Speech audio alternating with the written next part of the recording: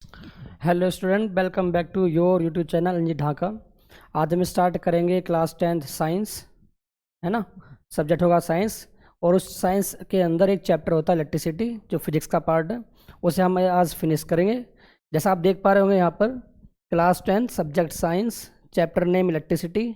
और यहाँ पर हम इस वीडियो के अंदर सारी कंप्लीट थ्योरी करेंगे विद बेसिक, है ना।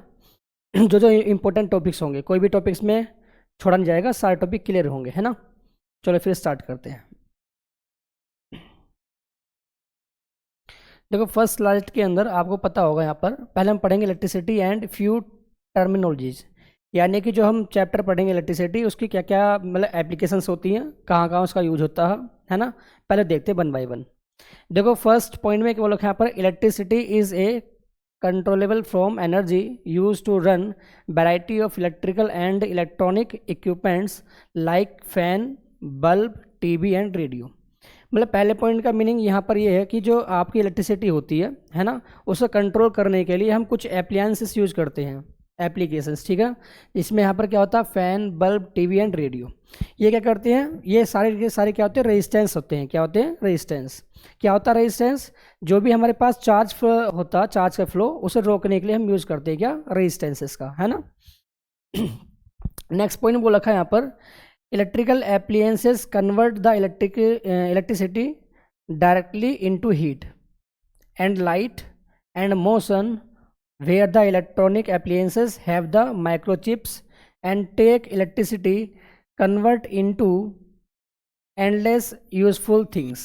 इसका मीनिंग ये हुआ, जैसे मान लो इलेक्ट्रिसिटी किसी के अंदर प्रोड्यूस होती है, जैसे मोस्टली किस के अंदर होती है, कंडक्टर के अंदर, है ना। दो टाइप के होते हैं इलेक्ट्रिसिटी के अंदर मटेरियल आपके, जो आप पढ़ोगे। कौन कौन सा? एक तो होता है कंडक्टर, एक आपका होता है इंसुलेटर। कंडक्टर में क्या होता है, यहाँ पर जो चार्ज का फ्लो हो जाता है किसी के अंदर, है ना, क्या बोलते हैं हम उसे, बोलेंगे कंडक्टर। और जिसमें चार्ज का फ्लो नहीं हो पाता किसी भी मटेरियल के अंदर, तो उसे हम क्या बोलते हैं, इंसुलेटर, है ना।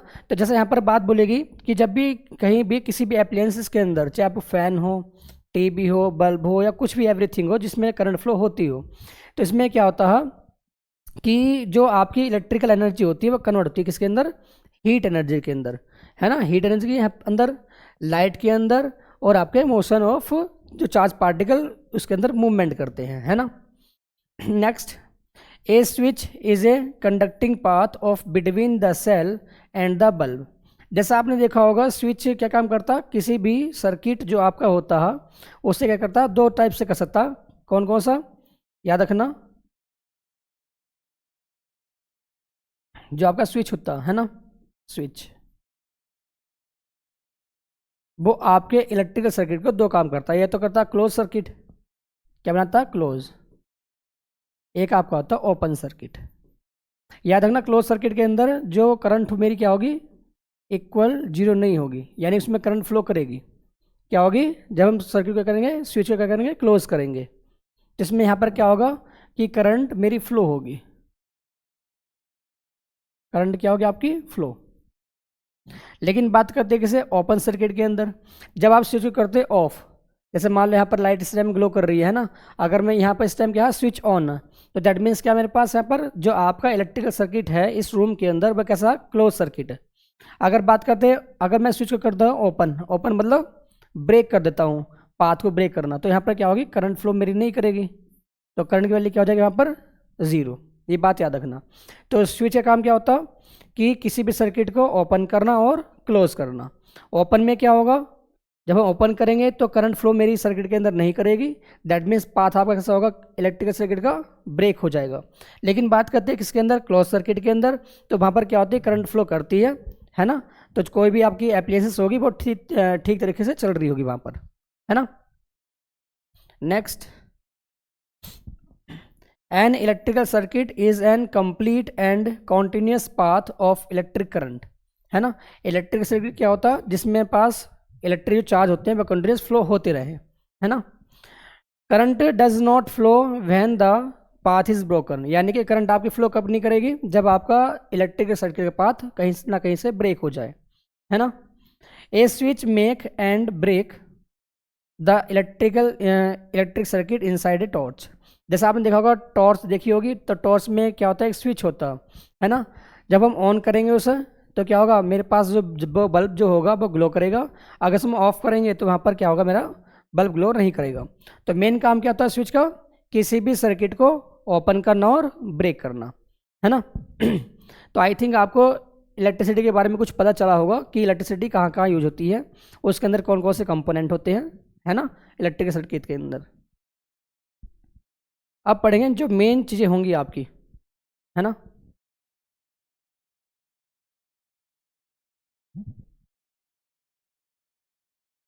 एक मिनट।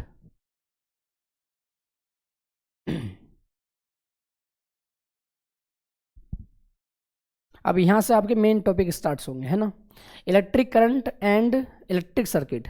ध्यान सुनना, इलेक्ट्रिक करंट क्या होता है, देखो अभी आपको मैंने बताया था, जो आपके होते हैं मटेरियल, है ना, जो आपके मटेरियल होते हैं दो टाइप के, कौन कौन से, कंडक्टर और एक आपका इंसुलेटर। अब क्या होता है कंडक्टर, यानी कि इलेक्ट्रिक चार्ज। तो पहले हम पढ़ते हैं यहाँ पर, बात पढ़ते पहले इलेक्ट्रिक करंट कैसे पैदा होती है। तो इलेक्ट्रिक करंट को पढ़ने से पहले हम पढ़ेंगे इलेक्ट्रिक चार्ज, है ना।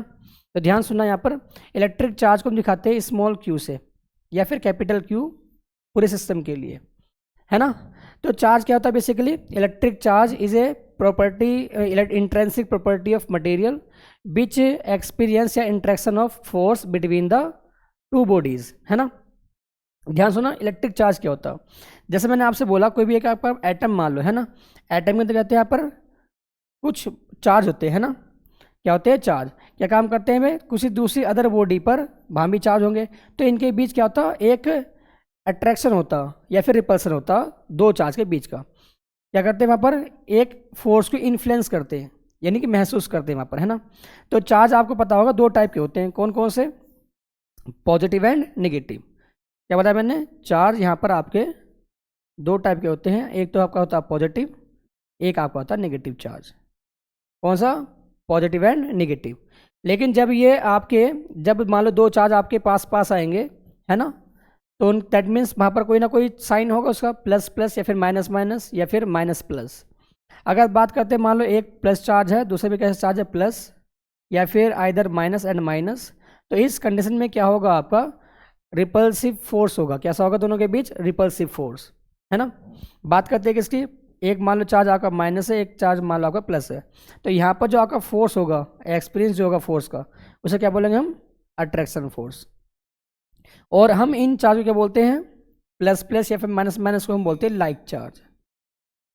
क्या बोलते हैं, ये कैसे हैं, लाइक चार्ज। और ये क्या होते हैं आपके, अनलाइक चार्ज। तो लाइक चार्ज में क्या होगा, रिपल्सन होगा हमेशा, और आपके जो अनलाइक चार्ज है उसमें क्या होगा, आपका अट्रैक्शन होगा। बात समझ पाए। अब बात कर रहे हैं हम किसकी, इलेक्ट्रिक करंट की। तो इलेक्ट्रिक करंट कैसे बनता, तो देखो जहां कहीं भी चार्ज का फ्लो होगा आपका, क्या बोला मैंने,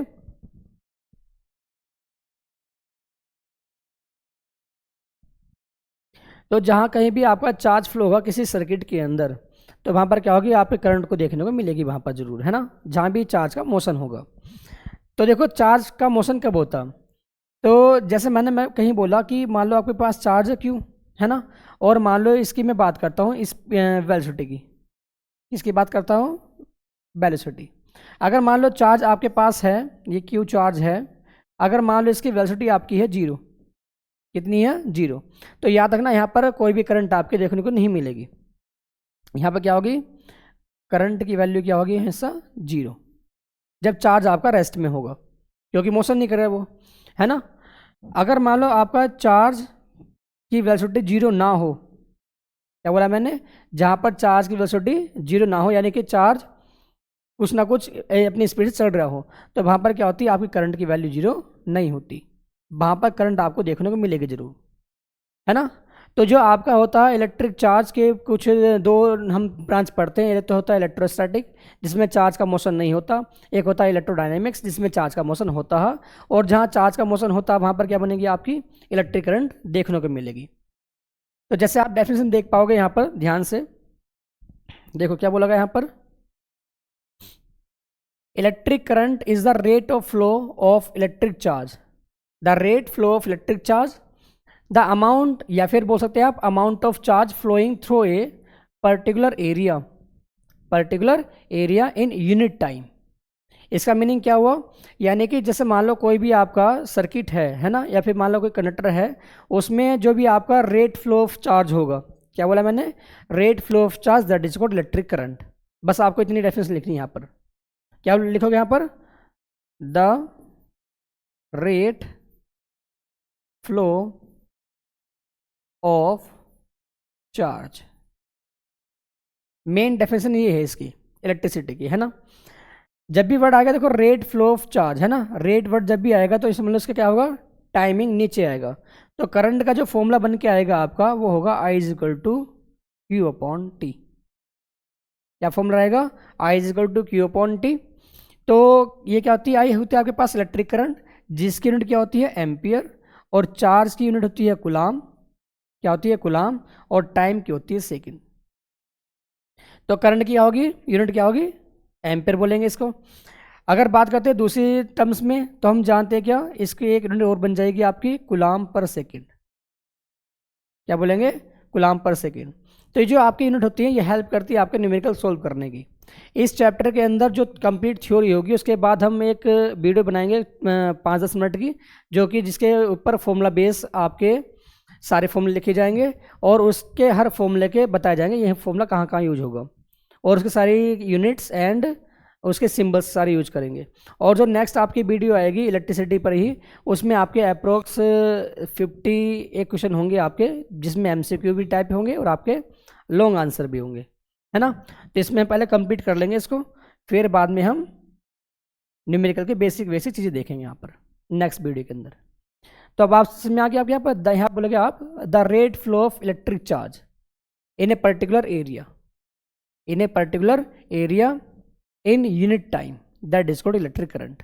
तो जहाँ जहाँ मैंने ये मार्क लगाया बस आपको उतनी डेफिनेशन लिखनी है इसके अंदर। फॉर्मूला आप लिख लेना I is equal to Q upon T, है ना। यूनिट क्या होती है इसकी, एम्पियर। इलेक्ट्रिक करंट कैसी क्वांटिटी है, स्केलर क्वांटिटी, याद रखना कैसी क्वांटिटी है, स्केलर क्वांटिटी। ओके, देखते हैं यहाँ पर नेक्स्ट क्या बोला गया यहाँ पर until the discovery of electrons the electric current was considered to be flow of positive charge and the direction was considered from positive terminal to negative terminal of the battery. Okay, and in reality the electric current is flow the negatively charged particle called electrons. These flow from negative terminals of the battery to positive terminals. As convention the direction of current is taken opposite to the direction of flow of current. इसका देखो meaning क्या हुआ, ध्यान से सुनना मेरी बात। देखो जब इलेक्ट्रॉन की डिस्कवरी नहीं हुई थी, है ना, जब इलेक्ट्रॉन के बारे में कुछ जानकारी नहीं थी हमारे, जो थॉमसन ने बताई थी, है ना। तो इसमें क्या था, आप जानते होंगे सेल के अंदर, बैटरी के अंदर 2 टर्मिनल होते हैं, है ना, ये प्लस और ये माइनस। बात समझ आ गई, एक प्लस साइन एक यहाँ पर होगा माइनस साइन। तो जैसे मान लो यहाँ पर मान लो कि एक आपका इलेक्ट्रिकल सर्किट है, तो पहले जब आपके मतलब इलेक्ट्रॉन के बारे में कंप्लीट जानकारी नहीं थी, है ना, बस हम क्या मानते थे भाई, प्लस और माइनस। बात समझ आ गई। तो यहाँ पर क्या था, हम मानते थे कि भाई जो करंट फ्लो होती है वो होती है प्लस साइड से, बैटरी के प्लस साइन से माइनस साइन तक। बात समझ आ गई। लेकिन जब बाद में क्या हुआ, कंसिडर्ड जो हुआ बाद में रियलिटी में क्या हुआ, electric current flow the negative charge particle.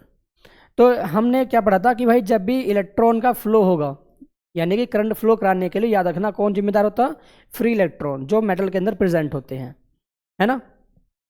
तो फ्री इलेक्ट्रॉन क्या होते हैं, यहाँ पर नेगेटिव साइन पर। तो यहाँ पर क्या होते हैं, ये जाते हैं इधर की ओर, माइनस से प्लस की ओर। तो करंट का जो मेन फ्लो होता है ना वो होता है इधर की ओर, माइनस से, क्योंकि यहाँ पर इलेक्ट्रॉन चलना स्टार्ट करेंगे, ये इलेक्ट्रॉन इधर गया इधर गया इधर गया, फिर जाकर यहाँ पर आएगा आपका प्लस पर। तो लेकिन हमने कंसिडर क्या कर रखा था पहले पर, इस वाले पॉइंट में देखा आपने, पता होगा अनटिल द डिस्कवरी, यानी कि जब तक कि डिस्कवरी नहीं हुई थी इलेक्ट्रॉन की, तो हम मानते थे भाई कि प्लस साइड से मेरा करंट फ्लो होता है। तो उसे मतलब उस स्टेटमेंट को सही रखने के लिए हमने क्या बोला कि करंट का फ्लो क्या होता है, इलेक्ट्रॉन के फ्लो के अपोजिट डायरेक्शन, ये बात बोली गई थी इस पॉइंट के अंदर, है ना। क्या बोला मैंने, फिर दोबारा से बोला, ध्यान सुनना मेरी बात। इलेक्ट्रॉन का जो फ्लो होगा तो उसके अपोजिट साइड आपकी क्या बन जाएगी, करंट का फ्लो डायरेक्शन बन जाएगी, याद रखना। तो करंट फ्लो मतलब इलेक्ट्रॉन का फ्लो है इधर की साइड, तो हम बोलेंगे जहाँ पर इलेक्ट्रॉन का फ्लो होगा उसके अपोजिट साइड मेरे पास क्या होगी, करंट फ्लो करेगी। तो दैट मीन्स उस स्टेटमेंट को सही रखने के लिए हमने क्या बोला कि करंट का फ्लो होता है प्लस से माइनस की ओर, है ना। आई थिंक समझ में आगे होगा।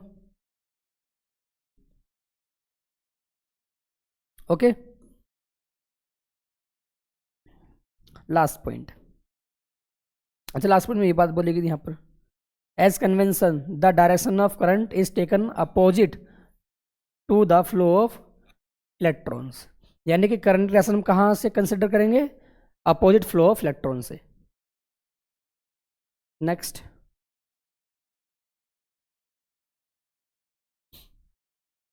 देखो यहाँ पर क्या बात बोलेगी, मेजरमेंट ऑफ इलेक्ट्रिक करंट, कि भाई जो करंट फ्लो करती है तो उसमें मेजरमेंट करने के लिए हम क्या क्या यूज़ करेंगे, कौन सी डिवाइस लगाएंगे, और उसके बारे में सारी चीज़ें पढ़ेंगे यहाँ पर। देखो, ammeter is the instrument to use measure of electric current, it always connected in series. याद रखना कौन सा इंस्ट्रूमेंट, एमीटर, और कहाँ लगाते हैं इसे, it is always connected in series circuit. यानी कि करंट को मेजरमेंट करने के लिए हम एक डिवाइस का यूज़ करते हैं जिसका नाम होता है एमीटर, और उस एमीटर को हम इलेक्ट्रिकल सर्किट के अंदर कहाँ प्लेस करेंगे, सीरीज के अंदर, है ना। तभी क्या होगा, एप्रोप्रिएट मेरे पास रीडिंग दे पाएगा उस सर्किट की। जैसे मैंने बोला कि एक आपके पास रेजिस्टेंस है ये वाला, और इस रेजिस्टेंस से मुझे क्या करना हो, करंट का मेजरमेंट करना हो, तो मैं क्या करूँगा, यहाँ पर इस रेजिस्टेंस के सीरीज में यहाँ पर लगा दूंगा मैं एक एमीटर। क्या लगा दूंगा, एक एमीटर, जो कि आपका एप्रोप्रिएट एग्जैक्ट आपकी रीडिंग देगा इस रेजिस्टेंस में कितना करंट फ्लो हो रहा होगा, है ना। तो याद रखना ये बैटरी का होता है प्लस साइन, ये होता है माइनस, यहाँ पर भी क्या होगा, चलेगा आपका प्लस माइनस इधर की ओर। बात समझ में आ गई। तो यहाँ पर ऐसे कि इस टाइप से यहाँ पर क्या होगा, इस डिवाइस के अंदर आपका पता चल जाएगा कि इस रेजिस्टेंस में कितनी करंट फ्लो आपकी हो रही होगी। तो बात समझ में आ गई। करंट को मेजरमेंट करने के लिए एमीटर का यूज करेंगे, और इस डिवाइस को लगाएंगे हमेशा सीरीज के अंदर। Next, SI unit of electric charge, मैंने आपको बताया था क्या होता है, कूलम्ब्स होते हैं ना। इसे हम दिखाते हैं कैपिटल सी से, स्मॉल सी से नहीं, कैपिटल सी से। Electric charge is usually denoted by capital Q, letter से दिखाएंगे इसको। Next, SI unit of electric current is ampere, जैसे मैंने आपको बताया था अभी। और याद रखना जो यहाँ पर साइन दिखाई दे रहे होंगे आपको यूनिट के, कैपिटल जो साइन दिखाई दे रहे होंगे यूनिट के, तो याद रखना वे किसके होंगे, साइंटिस्ट के नाम पे बेस होंगे वे। तो कूलम्ब्स एक साइंटिस्ट था, इसलिए यहाँ पर कैपिटल सी सिंबल यूज करेंगे, और आपका एम्पियर ये भी आपका साइंटिस्ट था, इसलिए यहाँ पर कैपिटल ए यूज करेंगे। बात समझ में आ गई। नेक्स्ट, इसे हम यूज करें, वो सिंबल क्या होगा सर, आई, करंट के लिए। बात करते हैं इसका फॉर्मूला, जिसमें मैंने आपको बताया था I is equal to Q upon T, जहाँ पर आई क्या होती है, इलेक्ट्रिक करंट, क्यू क्या होता है चार्ज, और टी क्या होता है आपके पास time. Which means the current is net charge flowing through a cross section in unit time. इसमें बात भी बोलेगी कि इलेक्ट्रिक करंट कैसे बनती है, the rate flow of charge in A particular area, that is called electric current. जैसा आप देख पा रहे होंगे यहाँ पर, इधर मैंने क्या बोला, I is equal to Q upon T, ये फॉर्मूला था आपका, है ना। ये क्यू क्या होता है चार्ज, और चार्ज में क्या होती है कूलम्ब, और टाइम की क्या होती है सेकंड। अगर मुझे डिफाइन करना हो 1 एम्पियर, क्या डिफाइन करना हो 1 एम्पियर, याद रखना ये 1 एम्पियर जो डेफिनेशन है ये कई बार आपसे पूछी गई है ना। तो देखो कैसे बोलेंगे यहाँ पर, when 1 coulomb charge pass in 1 second, that is called 1 ampere. यानी कि इस करंट की वैल्यू अगर मुझे 1 बनानी होगी, यानी कि इस आई की वैल्यू 1 कब आएगी, जब मेरे पास इस क्यू की वैल्यू 1 होगी, 1 कूलम्ब, और टाइम की वैल्यू कितनी होगी 1 सेकेंड। तो यहाँ से हम डेफिनेशन बना लेंगे क्या, if 1 coulomb charge pass in 1 second at a particular area, that is called 1 ampere. यानी कि 1 कूलम्ब चार्ज पास होता हो आपका किसी भी एरिया से, और टाइम कितना लगता हो 1 सेकेंड, तो उस टाइम पर हम क्या बोलेंगे, उस सर्किट के अंदर आपकी 1 एम्पियर करंट फ्लो हो रही होगी। बात समझ में आ गई ना, है ना। देखो यहाँ पर क्या बोला था, 1 कूलम इज इक्विवेलेंट टू इतने इलेक्ट्रॉन, क्या होते हैं electron at the posses the negative charge of this. याद रखना जो आपका इलेक्ट्रॉन होता है, क्या होता है इलेक्ट्रॉन, इलेक्ट्रॉन को दिखाते हैं माइनस से, माइनस साइन से, है ना, ई की पावर माइनस, और वैल्यू कितनी होती है इसकी माइनस के 1.6 इंटू 10 की पावर माइनस 19 कूलम। ये बात याद रखना, एक इलेक्ट्रॉन पर चार्ज कितनी होती है माइनस के 1.6 इंटू 10 माइनस 19। अगर बात करता हूँ प्रोटॉन की, तो प्रोटॉन पे क्या होगा प्लस चार्ज होता है, लेकिन चार्ज की वैल्यू सेम ही होगी जो इलेक्ट्रॉन पर थी, यहाँ होगी 1.6 इंटू 10 की power minus 19 coulomb. Okay, next अब बात करते हैं किसकी, पोटेंशियल की, electric potential and potential difference. ये से भी मतलब इससे भी क्वेश्चन आ सकता है आपका, है ना। अब ध्यान सुनेंगे यहाँ पर, पहले बात करते हैं इलेक्ट्रिक पोटेंशियल की, फिर बात करते हैं पोटेंशियल डिफरेंस की। तो देखो ध्यान सुना, इलेक्ट्रिक पोटेंशियल मतलब पोटेंशियल वर्ड क्या होता है, तो पोटेंशियल मीन्स होती है पोजीशन, क्या होती है पोजीशन। अगर बात करता हूँ मैं पोटेंशियल एनर्जी की, जैसे मान लो अभी आपके यहाँ पर दिखा दो मार्कर मेरे पास है यहाँ पर, तो इसकी पोटेंशियल एनर्जी क्या होगी, कुछ ना कुछ होगी यहाँ पर। लेकिन अगर मान लो मैं इसको शिफ्ट करके ऊपर ले जाता हूँ तो पोजीशन चेंज होगी। तो क्या पोजीशन चेंज कब हुई, जब मैंने यहाँ पर इस वाले मार्कर पर कुछ ना कुछ वर्क किया होगा, तो वो वर्क इसमें कन्वर्ट हो गया मेरा पोटेंशियल एनर्जी के अंदर। तो यहाँ पर क्या होगा, जैसे मान लो मेरे पास कोई ऑब्जेक्ट यहाँ पर है और मैं इस ऑब्जेक्ट को, ये ग्राउंड लेवल पर था, मैंने इस पर थोड़ा सा वर्क किया और वर्क करने के बाद मैं उसको यहाँ ले गया, तो जो मेरा अमाउंट ऑफ वर्क हुआ इस बॉडी में, तो वो कहाँ हो गया, इसकी पोटेंशियल एनर्जी में स्टोर्ड हो गया, अमाउंट ऑफ वर्क डन, है ना। तो वही बात तो कहती है, उसको बोलते हैं हम पोटेंशियल एनर्जी। क्या बोलते हैं, पोटेंशियल एनर्जी। तो यहाँ पर भी रिलेटेड टू वर्क ही होगा आपका इलेक्ट्रिक पोटेंशियल। तो पहले बात पढ़ते हैं इलेक्ट्रिक पोटेंशियल क्या चीज़ है। तो देखो यहाँ पर electric potential is the work done per unit charge in bringing the charge from infinity to that point against the electrostatic force. तो इसमें बस मेन जो डेफिनेशन आपकी है ना, वो कौन सी, ध्यान सुनना, आपको यहाँ से लिखना पड़ेगा, the amount of work done per unit charge in bringing the charge from infinity to that point against electrostatic force.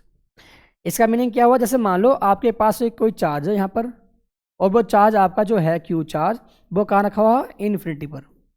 कहाँ पर है, इन्फिनिटी पर। और मान लो कहीं भी एक चार्ज और है प्रेजेंट टाइम में, यहाँ पर मान लो ये आपका फिक्स चार्ज है, क्या चार्ज है आपके पास है, फिक्स चार्ज। ये मान लो आपका क्यू नोट चार्ज है ना, ये क्यू चार्ज है, वहाँ पर क्यू नोट चार्ज है, ये आपका सोर्स चार्ज है, ये आपका टेस्ट चार्ज है ना। तो इसमें क्या होगा, जब भी हम किसी भी चार्ज पार्टिकल पर कुछ वर्क करते हैं, किसके अगेंस्ट, इस इलेक्ट्रोस्टैटिक के अगेंस्ट, इलेक्ट्रोस्टैटिक फोर्स के अगेंस्ट या इलेक्ट्रिक फील्ड के अगेंस्ट।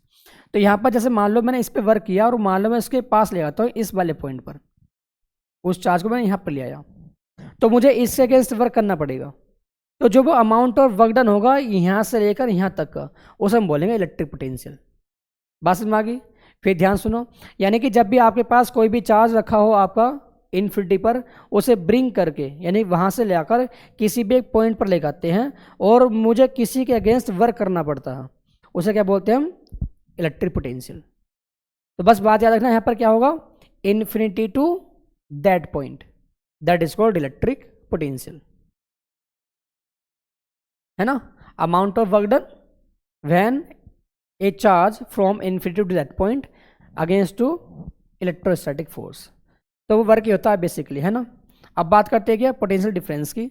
बस पोटेंशियल डिफरेंस में क्या होगा, यहाँ पर इन्फिनिटी वर्ड नहीं आएगा आपका, इसमें क्या होगा, इन्फिनिटी वर्ड नहीं आएगा, बस क्या होगा, one point to another point. देखो यहाँ पर electric potential difference is also defined as the work done.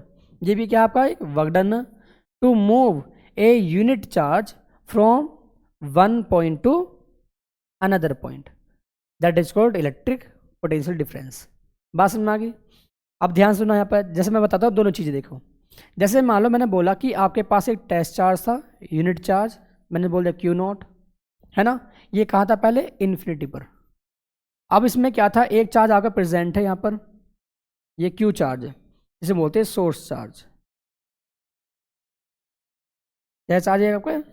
Source charge. अब यहाँ पर क्या हुआ, मैंने इस वाले पॉइंट पर, ये मान लो आपका ए पॉइंट है, ये आपका मान लो ये ओ पॉइंट है ना। अब यहाँ पर क्या हुआ, मैंने इस वाले जो इनफिट पर रखा हुआ चार्ज था, मैंने कुछ वर्क किया और मैं यहाँ पर ले आया इस वाले चार्ज को उठाकर यहाँ बी पॉइंट पर, इस क्यू नोट को। तो जो मेरा यहाँ से यहाँ तक मूवमेंट हुआ होगा, तो जो मैंने वर्क किया होगा वो सब बोलेंगे हम इलेक्ट्रिक पोटेंशियल। क्या बोलेंगे? Electric potential. और ये वर्क किसके अगेंस्ट हुआ? इस चार्ज के अगेंस्ट, है ना, क्योंकि प्लस प्लस क्या होगा, रिपल्सन होगा, तो ये इधर की ओर फेंकेगा, लेकिन मैंने उसको इधर की ओर लेकर आया, तो मुझे इसके अगेंस्ट वर्क करना पड़ा, है ना। अब बाद में क्या, इसे क्या बोलेंगे, इसमें यहाँ पर इस वाले वर्क को बोल गए इलेक्ट्रिक पोटेंशियल। क्या बोलेंगे? Electric potential. लेकिन अगर मान लो मैं अब इस वाले चार्ज को जो बी पर आ गया था, अब मान लो मैं इसे लेकर आता हूँ यहाँ पर, जो मैंने बोल दिया सी, यहाँ पर सी पॉइंट, इसी क्यू नोट चार्ज को, तो यहाँ पर मैंने वर्क किया होगा यहाँ से लेकर यहाँ तक लाने में, तो इसे हम बोलेंगे इलेक्ट्रिक पोटेंशियल डिफरेंस, है ना। जब इन्फिनिटी से किसी एक पॉइंट पर लेकर आएंगे तो क्या बोलेंगे, हम बोलेंगे इलेक्ट्रिक पोटेंशियल। लेकिन जब किसी भी एक पॉइंट से दूसरे पॉइंट पर हम क्या करेंगे, मूवमेंट करेंगे, ठीक है ना, तो क्या बोलेंगे हम इलेक्ट्रिक पोटेंशियल डिफरेंस। इसमें इसका पढ़ ले फॉर्मूला, ध्यान सुनना, इसका फॉर्मूला क्या होगा, एक मिनट। तो आपका जो होता है इलेक्ट्रिक पोटेंशियल, उसे हम दिखाते हैं वी से, इस दिखाते हैं हम वी से।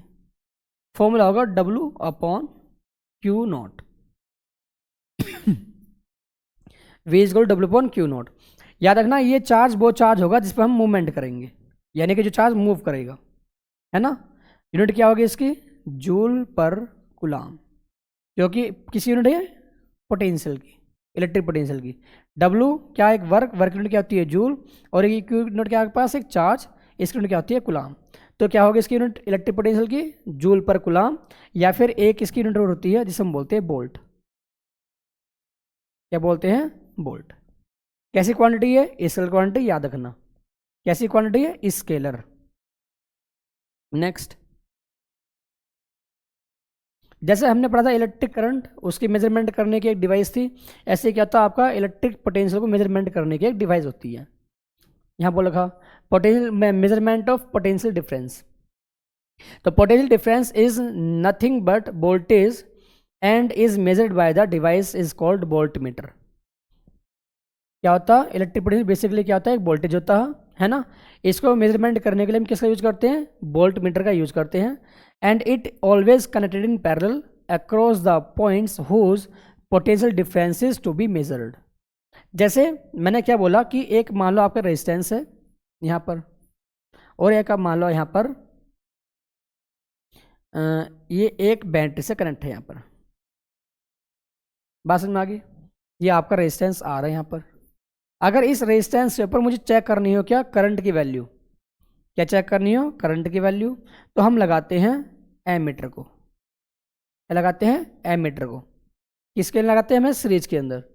सीरीज क्या होता है, जब मेरे पास कोई भी चीज़ें अगर एक ही लाइन में जुड़ती हैं तो क्या बोलते हैं हम, सीरीज कॉम्बिनेशन। लेकिन जब डिफरेंट डिफरेंट पाथ में जुड़ती है उसे बोलते हैं हम पैरेलल कॉम्बिनेशन। तो देखो इस वाले ए का और इस आर का मतलब कि दोनों के दोनों पाथ सेम ही है, तो क्या बोलेंगे हम इसे, सीरीज कॉम्बिनेशन। लेकिन अगर मुझे मेजरमेंट करना हो इस रेजिस्टेंस पर, ये क्या दिखाएगा, मुझे शो करेगा करंट की वैल्यू। अगर बात करता हूँ रेजिस्टेंस मुझे निकालना हो वोल्टेज, तो क्या करेंगे हम, वोल्ट मीटर लगाएंगे, और वोल्ट मीटर लगाएंगे जहाँ पर, कहाँ लगाएंगे, जहाँ पर मुझे मेजरमेंट करना हो वोल्टेज। तो मुझे मेजरमेंट करना इस आर पर वोल्टेज, तो मैं इसके अक्रॉस पैरेलल में लगा दूंगा वोल्ट मीटर ऐसे। तो क्या करेगा अब ये वोल्टेज बताएगा इस रेजिस्टेंस का कितना वोल्टेज यहाँ पर स्पेंड हो रहा होगा इस बैटरी का। बात समझ में आ गई। अब तुम बोलोगे वोल्टेज को हम वोल्ट मीटर को क्या लगाते हैं, पैरेलल में ही क्यों लगाते हैं, सीरीज में क्यों नहीं लगाते। तो जो आपका वोल्ट मीटर होता है, तो जो इसकी एग्जैक्ट रीडिंग होती है, जो इसकी ट्रू वैल्यू होती है, वो तभी आएगी जब आप इसको पैरेलल में लगाएंगे। क्यों, क्योंकि हम जानते हैं वोल्ट मीटर में जब आप आगे पढ़ोगे रेजिस्टेंस कॉम्बिनेशन, तो दो टाइप के पढ़ोगे आप, series combination and parallel combination. तो सीरीज में क्या होता है, रेजिस्टेंस बढ़ जाता है, और पैरेलल में क्या होता है, रेजिस्टेंस की वैल्यू, नेट रेजिस्टेंस कितना आता, कम आ जाता। तो वोल्ट मीटर का रेजिस्टेंस पहले से ही हाई होता है। अगर मान लो मैं इसको लगाता हूँ सीरीज के अंदर, तो रेजिस्टेंस और बढ़ जाएगा आपका, क्या हो जाएगा, रेजिस्टेंस आपका बढ़ जाएगा। तो ये क्या होगा, एप्रोप्रिएट वैल्यू नहीं दे पाएगा, आपकी ट्रू वैल्यू नहीं दे पाएगा। तो क्या लगाते हैं हम पैरेलल के अंदर, क्यों, क्योंकि इसका जो नेट वोल्टेज नेट रेजिस्टेंस होगा क्या हो जाएगा, कम हो जाएगा आपका, है ना। ये इसका रीजन था बताने का। कहाँ लगाते हैं इसे हम, पैरेलल में। क्यों लगाते हैं, क्योंकि उसके वोल्टमीटर की रेजिस्टेंस वैल्यू क्या होती है, हाई होती है। अगर सीरीज में लगा देंगे तो और हाई हो जाएगी, है ना। तो वहाँ पर क्या होगा, आपकी रीडिंग एग्जैक्ट नहीं आ पाएगी। नेक्स्ट, ऐसा यूनिट ऑफ इलेक्ट्रिक पोटेंशियल मैंने बताया था वोल्ट, या फिर लिख लेना कहीं भी जूल पर कूलम, ये भी होती है आपकी यूनिट इलेक्ट्रिक पोटेंशियल की। बात करते हैं ऐसा यूनिट ऑफ वर्क डन, मैंने बताया था जूल होती है वर्क यूनिट। वर्क भी कैसी क्वांटिटी है, स्केलर, याद रखना। अब डिफाइन करते हैं 1 वोल्ट को, ये भी डेफिनेशन मोस्ट है आपकी। तो हमने जैसे मैं आपको बताया था फॉर्मूला भी V = W/Q, है ना। अगर देखो मुझे बनाना हो 1 वोल्ट, क्या बनाना हो 1 वोल्ट, यानी कि इस V की वैल्यू अगर मुझे 1 करनी होगी, तो यानी कि इस वर्क यूनिट भी क्या बोलेंगे, वर्क को, इसकी वैल्यू 1 करनी पड़ेगी, इसकी वैल्यू 1 करनी पड़ेगी आपको। ये क्या वर्क, तो यहाँ बोल देंगे जूल, 1 जूल, और ये क्या आपके पास चार्ज, तो इसे बोल देंगे 1 कूलम चार्ज, है ना। यानी 1 बन जा तब आपका 1 आएगा यहाँ पर। तो देखो डिफाइन कैसे करेंगे, पोटेंशियल डिफरेंस इज 1, यानी कि पोटेंशियल डिफरेंस आप 1 कब बोलोगे, कब, when 1 joule work is done to move 1 coulomb charge from 1 point to another point, that is called 1 volt. बात समझ में आ गई, दोबारा सुनो। जब भी हम किसी भी चार्ज पर 1 कूलम चार्ज पर 1 जूल वर्क करते हैं from 1 point to another point, that is called 1 volt, है ना। देखो बोल रहा है पर 1 joule work is done to move 1 coulomb charge from 1 point to another point, that is called 1 volt. याद रखना जो मैं बात बता रहा हूं, एक तो 1 वॉट, 1 वोल्ट और 1 एम्पियर, ये तीनों बातें याद कर लेना, है ना, चांसेस के आने के। Okay, next.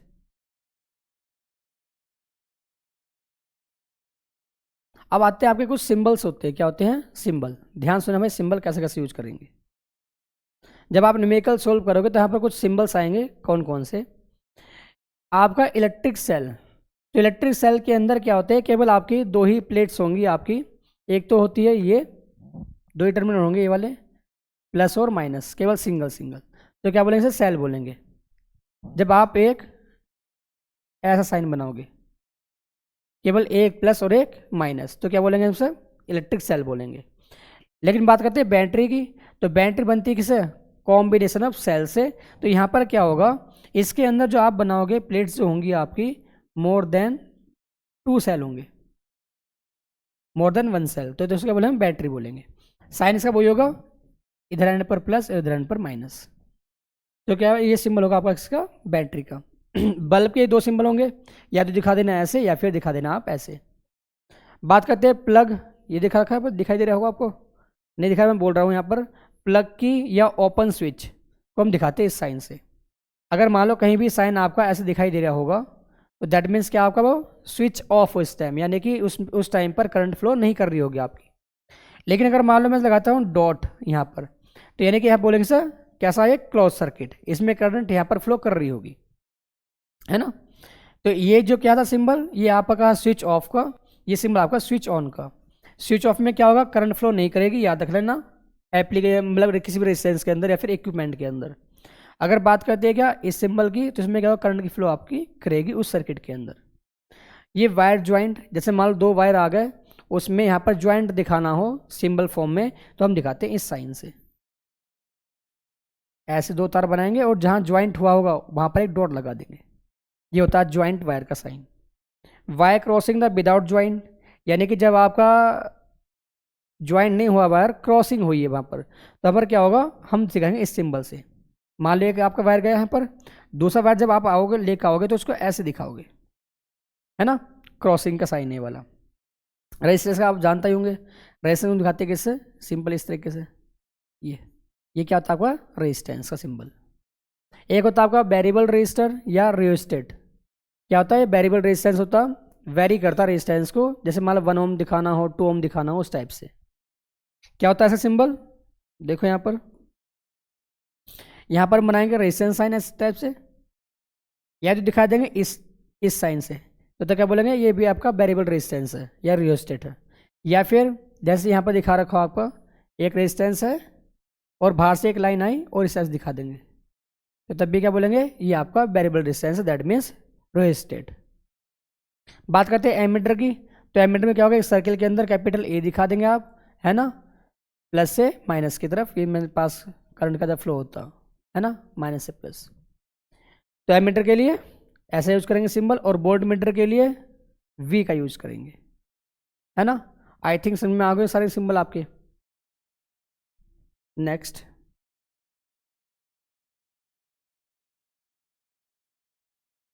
बात करते हैं ओम्स लॉ की।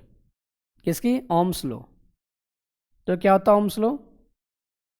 यानी कि किसी भी कंडक्टर के जो आपका रेजिस्टेंस है, अगर मैं उस पर वोल्टेज अप्लाई करता हूं, तो जो आपका वोल्टेज है वो डायरेक्टली प्रोपोर्शनल किससे होगा? इलेक्ट्रिक करंट के। क्या बोला मैंने? जैसे मान लो आप ये रेजिस्टेंस है ये वाला,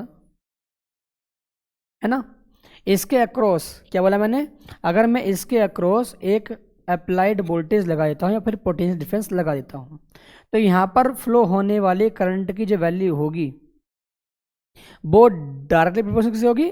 applied voltage across the end of conductor, यानी कि बी प्रोपोर्शनल टू आई। यानी कि जैसे जैसे आप वोल्टेज बढ़ाते जाओगे बैटरी का, वैसे वैसे आपकी करंट बढ़ती जाएगी उस सर्किट के अंदर। तो यहाँ पर क्या होगा, ये सिंबल आपका हट जाएगा यहाँ से, तो एक आपका आता है कांस्टेंट, जिसका नाम हम बोलते हैं क्या? रेजिस्टेंस। क्योंकि बेसिकली करंट कहाँ फ्लो करती है?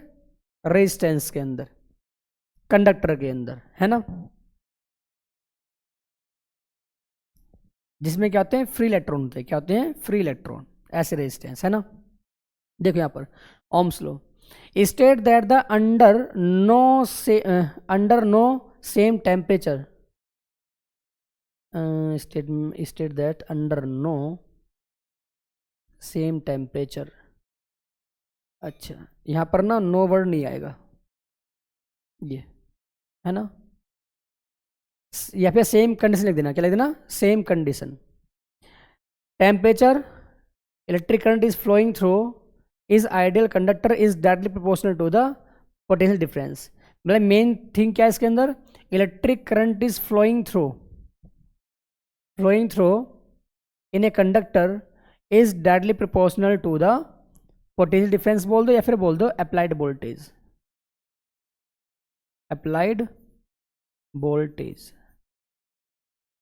कहने वाला वही है, इलेक्ट्रिक करंट क्या होगी? डायरेक्टली प्रोपोर्शनल किसके होगी? Applied voltage through the conductor. यहाँ पे देखा रखा बी प्रोपोर्शनल टू आई, यहाँ पर एक कांस्टेंट आएगा V equal to I R, है ना। तो फॉर्मूला क्या आपका? V equal to I R, जहाँ पर वी क्या होता है? वोल्टेज बैटरी का, और आई क्या होती है? करंट, और आर क्या होता है? Resistance of the circuit. Okay, next, resistance क्या होता है? जो मैंने यहाँ पर बताया रेजिस्टेंस, जो आपको मैंने फर्स्ट टाइम ही बताया था, जो स्लाइड की फर्स्ट स्लाइड आई थी उसमें रेजिस्टेंस के बारे में बताया था मैंने।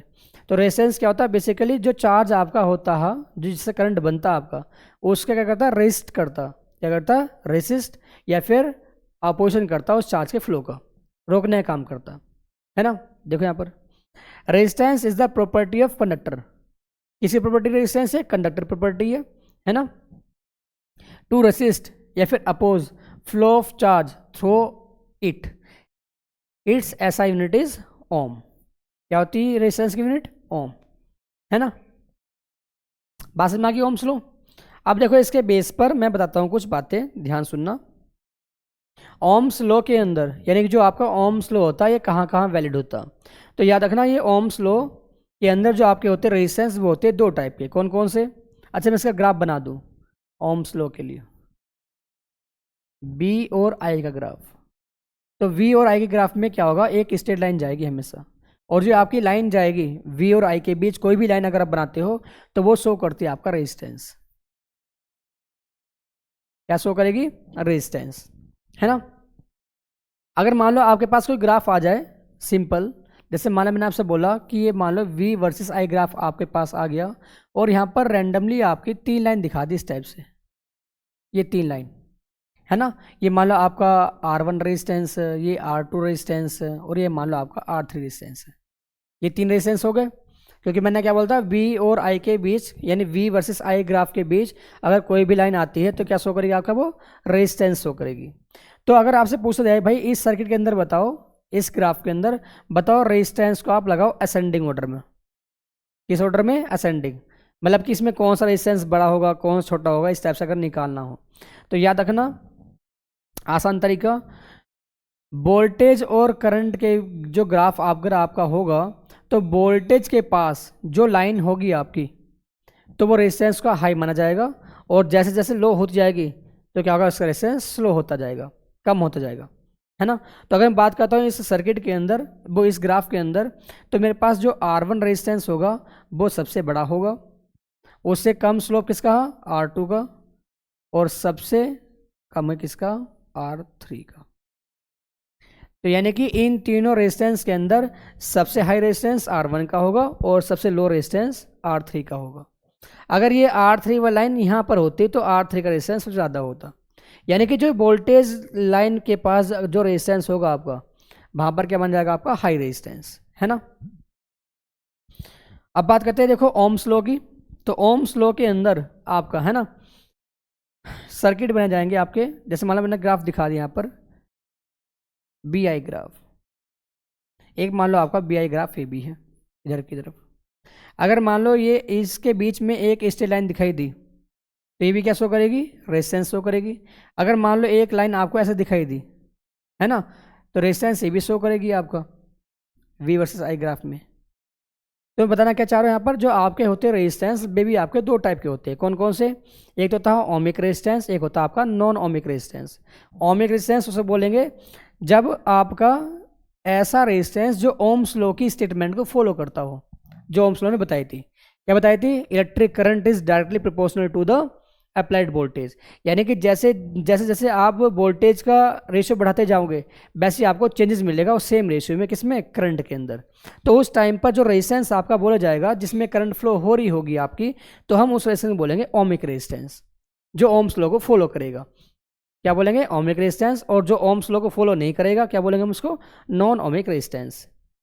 तो ग्राफ इसका ये होगा नॉन ओमिक का, नॉन ओमिक रेजिस्टेंस, ये आपका होगा ohmic resistance. Non ohmic resistance, ये आपका ओमिक रेजिस्टेंस। ये क्या होगा? ओम्स लॉ को फॉलो करेगा, ये ओम्स लॉ को फॉलो नहीं करेगा, है ना। Next,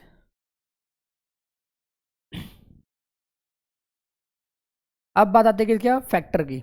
factor on which resistance depend. तो याद रखना जो रेजिस्टेंस आपका होता है क्या काम करता है, वो चार्ज के फ्लो को रोकने का काम करता है रेजिस्टेंस बेसिकली। तो जो आपका रेजिस्टेंस ये होता, मैंने क्या बताया था, कांस्टेंट बताया था पहले। क्या बताया था मैंने यहाँ पर, जो आपका इलेक्ट्रिक ओम्स लॉ के अंदर electric current is directly proportional to applied voltage, है ना। तो V इक्वल टू यहाँ पर आपका आया था फॉर्मूला I इंटू आर। तो मैंने बताया था आपको जो ये R रेजिस्टेंस होता ना, ये क्या होता, कांस्टेंट। ये वर्ड मैंने यहाँ पर बोला था, रेजिस्टेंस क्या होता, कांस्टेंट। लेकिन कांस्टेंट तभी होगा जब आपकी फिजिकल कंडीशन सारी कैसी होंगी, सेम होंगी। फिजिकल कंडीशन मतलब उस रेजिस्टेंस के अंदर कोई छेड़खानी ना की जा रही हो, ना तो उसकी लेंथ में, एरिया में, मटेरियल में, और सराउंडिंग टेम्परेचर, प्रेशर कंडीशन में। तो वहाँ पर क्या होगा, अगर ये सारी चीज़ सेम रहेंगी तो रेजिस्टेंस तब आपका चेंज नहीं होता। बात समझ में आ गई। लेकिन रेजिस्टेंस चेंज कब होगा आपका, यहाँ पर बोलेगी बात, resistance on a conductor depends. तो यानी कि ऐसी कौन कौन से फैक्टर हैं जहाँ पर रेजिस्टेंस मेरा डिपेंड करेगा। तो इसके 4 बातें ध्यान सुनना। पहला, ऑन इट्स लेंथ। क्या बोला है मैंने, जो आपका रेजिस्टेंस होगा एक तो डिपेंड करेगा ऑन इट्स लेंथ। अब ये कैसे डिपेंड करेगा, ध्यान सुना मेरी बात, है ना। वैसे अगर मैं देखूँ यहाँ पर, एक मिनट,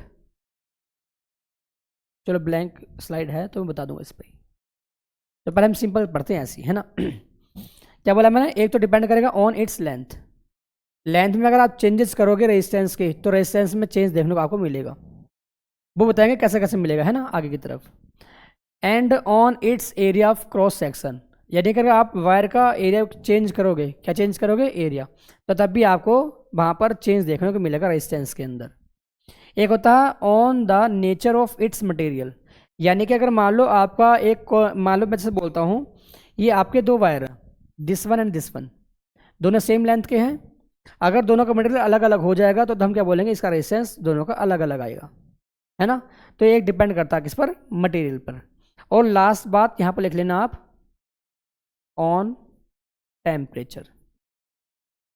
किस पर, टेम्परेचर।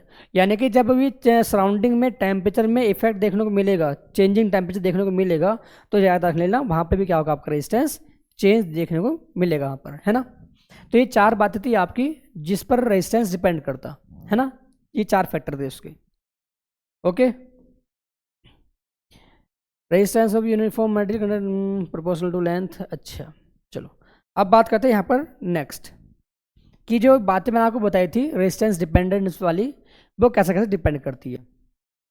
पहली मैंने क्या बात बोली थी, जो आपका रेजिस्टेंस होगा, क्या बोला मैंने, जो आपका रेजिस्टेंस होगा वो डायरेक्टली प्रोपोर्शनल किसके होगा, लेंथ के। क्या बोला मैंने, जो आपका रेजिस्टेंस है उसमें अगर मान लो लेंथ के कैसे डिपेंड करेगा, डायरेक्टली प्रोपोर्शनल। इसका मीनिंग क्या, अगर मान लो आपके पास एक वायर है ये वाला, है ना, ये मान लो इसकी जो लेंथ है वो मान लो हो 1 सेंटीमीटर। कितनी लेंथ है, 1 सेंटीमीटर। और मान लो उस टाइम पर आपका रेजिस्टेंस है मान लो 5 ओम। क्या हो गया, 5 ओम। अब जैसे मान लो मैंने इसकी लेंथ इंक्रीज कर दी, क्या कर दी, इंक्रीज करके मैंने कर दी 2 सेंटीमीटर, इंक्रीज कर दी 2 सेंटीमीटर, तो मैंने लेंथ इंक्रीज कर दी। तो याद रख लेना, जब भी हम लेंथ में इंक्रीमेंट करते हैं रेजिस्टेंस का, तो यानी कि उसकी रेजिस्टेंस भी क्या हो जाएगी, आपकी इंक्रीज हो जाएगी पहले से, है ना। तो इसे बोलते हैं हम डायरेक्टली प्रोपोर्शनल। दैट मीन्स यानी कि लेंथ के बढ़ने से क्या होगा, रेजिस्टेंस बढ़ जाएगा, और लेंथ के घटने से क्या हो जाएगा, आपका रेजिस्टेंस घट जाएगा, है ना। नेक्स्ट, ये मैंने बोल दी इक्वेशन फर्स्ट। और जो रेजिस्टेंस आपका होता है वो इनवर्सली प्रोपोर्शनल होगा एरिया के। इनवर्सली मतलब अब इसमें चलेगा उल्टा हिसाब, है ना। इनवर्स क्यों बोला गया, देखो यहाँ पर देखो रेजिस्टेंस जो आपका है वो कहाँ, आर कहाँ ऊपर, ये ए कहाँ नीचे। तो देखो आर और ए की पोजीशन सेम नहीं हुई, तो यहाँ बोलते हैं वर्ड इनवर्सली। क्या बोलते हैं, इनवर्सली। इसका मीनिंग क्या होता है इनवर्सली का, अगर आप एरिया को कम करोगे तो ये बढ़ जाएगा, अगर आप एरिया को ज़्यादा कर दो ये घट जाएगा। इसे बोलते हैं इनवर्स होना। वहाँ पर क्या देखते हैं आप, लेंथ को बढ़ाओगे रेजिस्टेंस बढ़ेगा, लेंथ को घटाओगे तो रेजिस्टेंस घट जाएगा, तो इसे बोलते हैं डायरेक्टली प्रोपोर्शनल। आई थिंक बात समझ में आ गई होगी आपकी, है ना। अब यहाँ पर क्या होगा, इनवर्सली में मैंने बता दिया आपको। नेक्स्ट, ये आपका हो गया सेकेंड। तो देखो अगर मैं बोलता हूं यहाँ पर by equation first and second, तो देखो ये भी रेजिस्टेंस, ये भी रेजिस्टेंस, तो यहाँ पर क्या होगा, आर को हम लिख सकते हैं इस टाइप से, प्रोपोर्शनल टू एल अपॉन ए। देखो एल कहाँ ऊपर और ए कहाँ नीचे, तो ये एल के साथ कैसा रिलेशन है, डायरेक्ट का, और ये कैसा यहाँ पर इनवर्स का। तो यहाँ पर क्या होगा, ये प्रोपोर्शनल साइन हटेगा यहाँ पर, और क्या जाएगा आपका, ये सिंबल आ जाएगा जिसे हम बोलते हैं रो। क्या बोलते हैं, इस सिंबल को बोलते हैं रो। इस फिजिकल नाम क्या है इसका, रेजिस्टिविटी। क्या नाम है इसका, रेजिस्टिविटी। तो इसका अगर मैं फॉर्मूला निकालना चाहूँ रो का फॉर्मूला, तो कितना आएगा, R A upon L, R A upon L. बात समझ में आ गई। तो इसकी यूनिट क्या होगी, याद रखना, इसकी जो यूनिट होती है वो होती है ओम मीटर। क्या होती है, ओम मीटर। जहाँ पर आर क्या आपके पास रेजिस्टेंस, ये क्या आपका रेजिस्टिविटी, ये क्या होता है A for area of conductor या फिर रेजिस्टेंस, और एल क्या होती है, लेंथ ऑफ रेजिस्टेंस या फिर लेंथ ऑफ वायर, है ना। इस पर भी आपका न्यूमेरिकल देखने को मिलता है मोस्टली, वो कराएंगे जब न्यूमेरिकल की वीडियो लेकर आएंगे, है ना। चलो, तो जैसे आप देख पा रहे हो यहाँ पर ये वर्ड लिखे गए थे यहाँ पर, देखो ये अब ध्यान सुना भाई, यहाँ पर रेजिस्टेंस और रेजिस्टिविटी। क्या बोला मैंने, रेजिस्टेंस और रेजिस्टिविटी। नेक्स्ट स्लाइड ले लें अभी, एक मिनट। मैंने आपको बताया दोनों बातें में, रेजिस्टेंस के बारे में और रेजिस्टिविटी अभी डिफाइन करेंगे यहाँ पर। तो रेजिस्टेंस जो आपका होता है वो 4 बातें डिपेंड करेगा, कौन कौन सी, एक तो लेंथ पर, ध्यान सुना ये वाली बात, लेंथ, एक आपका किस पर, एरिया, और आपका material,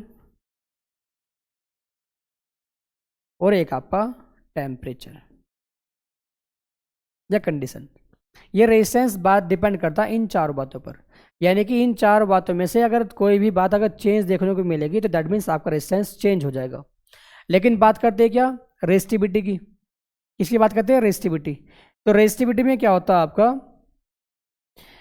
resistivity of a conductor या फिर रेजिस्टेंस। जैसे मान लो आपके पास ये रेजिस्टेंस दे रखा है इस टाइप से वाला, है ना। अब इसमें क्या होगा, अगर मैं लेंथ पर डिपेंड नहीं करता, ये याद रखना, रेजिस्टिविटी लेंथ पर डिपेंड नहीं करती है, ना डिपेंड करती एरिया पर, ये डिपेंड करती केवल दो कंडीशन पर। कौन कौन से, एक तो आपका मटेरियल और दूसरा टेम्परेचर। बात समझ में आ गई, क्या बोला मैंने आपका, रेजिस्टिविटी जो होती है आपकी वो डिपेंड करती है किस पर, केवल मटेरियल और टेम्परेचर पर। अगर इन दो में चेंज करोगे आप तो आपकी रेजिस्टिविटी चेंज हो जाएगी आपकी। लेकिन जो आपकी होती है लेंथ और एरिया, ये होती है इस पर इंडिपेंडेंट। इंडिपेंडेंट मतलब इसमें आप कुछ कैसे चेंज कर लो, लेंथ के अंदर एरिया के अंदर, तो आपकी रेजिस्टिविटी वही रहेगी जो पहले थी। जैसे मान लो मेरे पास एक कॉपर वायर है यहाँ पर, और इसकी मान लो 1 मीटर लेंथ है, और मैंने इसका क्या कर दिया, इस वाली लेंथ को मैंने बढ़ाकर कर दिया 3 मीटर। कितना, 3 मीटर। तो याद रखना इसकी जो रेजिस्टिविटी पहले थी ना, वही रेजिस्टिविटी इसकी यहाँ पर होगी, चाहे इसमें एरिया में चेंज कर लो। तो बस याद रखनी आपको, रेजिस्टिविटी केवल इन दो बातें डिपेंड करेगी, एक तो आपका मटेरियल और दूसरा टेम्परेचर, है ना। अब देखो डिफाइन करते हैं रेजिस्टिविटी को, डिफाइन करते हैं रेजिस्टिविटी होती क्या चीज़ है। तो देखो रेजिस्टिविटी फॉर्मूला कितना, RA/L, है ना। तो अगर मैं यहाँ पर देखता हूँ, यहाँ पर if area is 1 metre square and length is 1 metre, अगर मान लो मैं ये दो कंडीशन में चेंज कर देता हूँ, यानी कि जो भी कोई भी आपका रेजिस्टेंस है, वायर है आपका जिसमें करंट फ्लो होती हो, तो अगर मैं उसका एरिया कर दूँ 1 मीटर स्क्वायर और लेंथ कर दूँ यहाँ पर 1 मीटर, तो उस टाइम पर जो आपकी रेजिस्टिविटी होगी वो इक्वल हो जाएगी आपकी रेजिस्टेंस की। इसे हम बोलते हैं रेजिस्टिविटी। रेजिस्टिविटी देखो मैं डिफाइन कर, ध्यान सुनना मेरे पास, रेजिस्टिविटी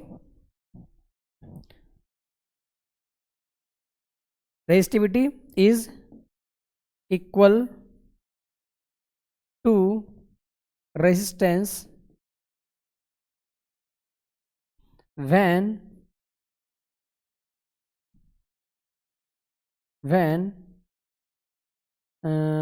कंडक्टर, यानी कि जो कंडक्ट करेगा इलेक्ट्रिसिटी को, conductor having 1 metre square area is, यानी कि having area is 1 metre square and length is 1 meter. 1 meter ना बोलकर आप यूनिट भी लिख सकते हो यहाँ पर, क्या लिख सकते हो यहाँ पर, area is unit and length is unit, मतलब 1 होना, है ना। तो आपकी रेजिस्टिविटी क्या होती है, रेजिस्टेंस से इक्वल हो जाती है कब, जब आप जो कंडक्टर आपका वायर है उसका एरिया 1 मीटर स्क्वायर हो और लेंथ आपकी 1 मीटर हो, तो उस टाइम पर क्या होता है, रेजिस्टिविटी रेजिस्टेंस से इक्वल हो जाती है ना। तो ये डेफिनेशन है किसकी, रेजिस्टिविटी की।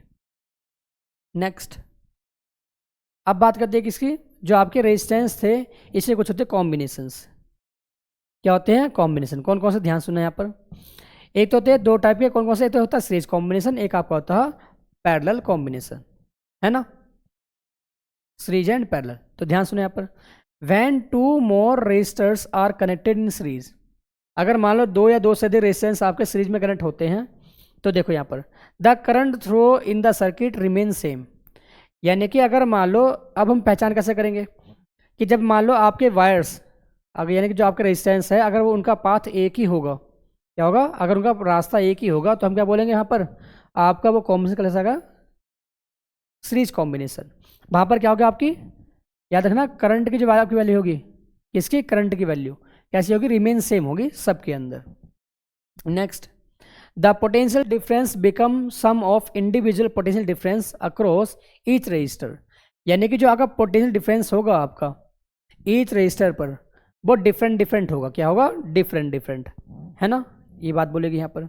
एंड इक्विवेलेंट रेजिस्टेंस, यानी कि जो आपका नेट रेजिस्टेंस होगा आपका, equivalent resistance of the circuit is the sum of individual resistances, यानी कि फॉर्मूला इसका जो हम अभी आगे देखेंगे, है ना, अभी बस आप पढ़ लो यहाँ पर थ्योरी।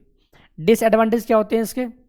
तो two different electrical appliances having different current requirement can not be connected in series as the current is constant in a series circuit. क्या बात बोलेगी यहाँ पर? अगर मान लो मैंने क्या बताया था कि यहाँ पर करंट की वैल्यू सेम होती है हर रेजिस्टेंस के ऊपर। अगर मान लो मैंने एक रेजिस्टेंस ये लगा दिया, एक रेजिस्टेंस मैंने ये लगा दिया, एक मान लो मैंने लगा दिया ये वाला रेजिस्टेंस, और मैंने इन्हें कनेक्ट कर दिया सीरीज के अंदर, जैसा आप देख पा रहे हो यहाँ पर तीनों का पास सेम ही यहाँ पर। तो यहाँ पर जैसे मैंने बोला, यहाँ मान लो आपके पास फैन है, यहाँ मान लो आपके पास एसी है, और यहाँ मान लो आपके पास कुछ हीटर मान लो, या कुछ भी चीज़ बोल सकते हो आप, है ना। यहाँ पर ये तीन एप्लीकेशन मैंने यहाँ पर लगा दी। अब यहाँ पर क्या था, मैंने जैसे सप्लाई दी, आई करंट यहाँ पर गई इन तीनों के अंदर। अब देखो एसी और जो आपका है हीटर, तो इसे चाहिए हाई करंट चाहिए, है ना, करंट फ्लो होनी चाहिए। तो यहाँ पर क्या होगा, केवल ये एप्लीकेशन, तो इसमें तीनों में से कोई भी एप्लीकेशन आपकी नहीं चल पाएगी, जो आपकी ये वाली होंगी, ये और ये चलो चल जाएगा एक टाइम पर फैन आपका, है ना। तो यानी कि इसमें क्या होता है, अलग अलग डिवाइस में अगर अलग अलग रिक्वायरमेंट आपका करंट होता है, जैसे आप चलाते हो आप, तो यहाँ पर क्या होगा, करंट तो सेम रहेगा, लेकिन एप्लीकेशन रिक्वायरमेंट क्या, हाई करंट। तो क्या होगा, ये आपकी जा रही है सेम करंट जाएगी यहाँ पर, इसके अंदर भी सेम जाएगा, इसके अंदर भी, इसके अंदर भी। तो यहाँ पर क्या होगा आपका, ये डिसएडवांटेज होती है इसकी, जैसा आप देख पा रहे हैं यहाँ पर, different current requirement can not be connected in series as current in constant in series circuit. Last क्या है इसका, if one of the components fail in a series circuit, the circuit gets broken and no of the other components get be current। जैसे इसका meaning क्या होगा यहाँ पर, जैसे मान लो मैंने एक पास एक रेजिस्टेंस ये वाला है, एक रेजिस्टेंस आपका ये वाला है, और एक आपका रेजिस्टेंस ये है।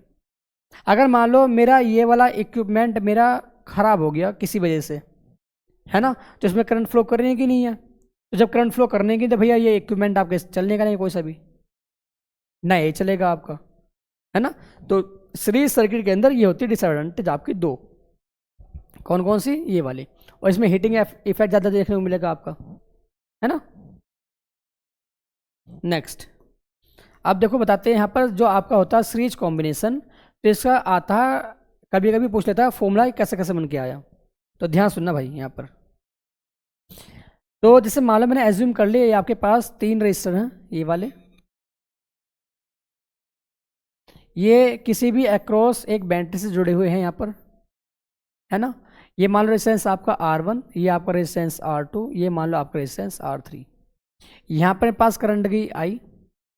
तो मैंने क्या बोलता, ये तीनों कैसे हैं आपके सीरीज के अंदर, जब इन तीनों का पाथ सेम होगा, एक ही लाइन में होंगे, क्या बोलेंगे हम, पैरेलल कॉम्बिनेशन, वो सीरीज कॉम्बिनेशन, सॉरी, है ना।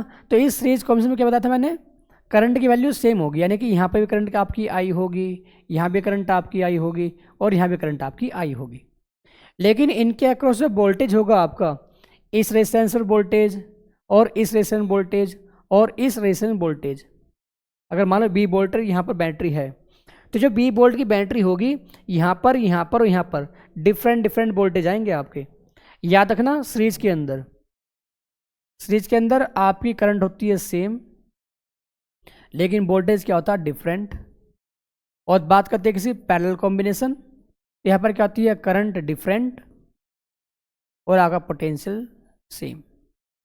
बात समझ में आ गई, पोटेंशियल आपका सेम रहेगा और करंट आपकी डिफरेंट होगी, किसमें, पैरेलल में, और सीरीज में आपकी करंट सेम और वोल्टेज अलग अलग, अगर आपके रेजिस्टेंस अलग अलग हैं तो देखो यहाँ पर रेजिस्टेंस R1 R2 R3 क्या है, अलग अलग, तो यानी कि यहाँ पर जो पोटेंशियल आपका होगा वो अलग अलग आएगा, है ना।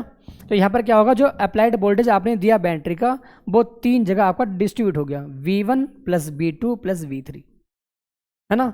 तो हम जानते हैं क्या, वी नो दैट,